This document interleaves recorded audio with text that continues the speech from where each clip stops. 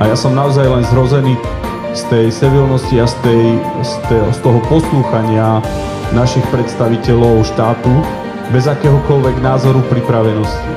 Ukazuje sa naša závislosť na zahraničnom sektore, ukazuje sa naša závislosť a otroctvo vzťahu k Únii, k NATO a verím, že toto všetko bude ľudí prebudzať na to, aby sa začali zaoberať a pozerať aj pri vyjadrení politikov na to nie kto, aký má osobný názor, ale kto ako bude konať. Takže môj apel bude, aby vláda jasne povedala, že nemá čo robiť na to pri Poprade ani nikde inde na Slovensku a myslím si, že im tomu ani nič nebráni.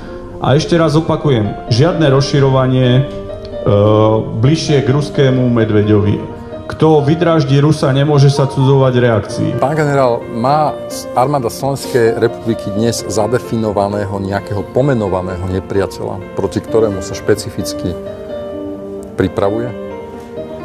Áno, ozbrojené sily pripravujú operačný plán na obranu tejto krajiny. Zároveň v NATO koalícii sa pripravuje plán na obranu a na prípadný zásah spojencov v prípade nutnosti, nevyhnutnosti a určite máme pomenovaného nepriateľa. A vieme si ho aj povedať verejne, alebo... Táto hrozba prichádza z východu. Čiže hovoríme o Rusku vlastne. Hovoríme o Rusku.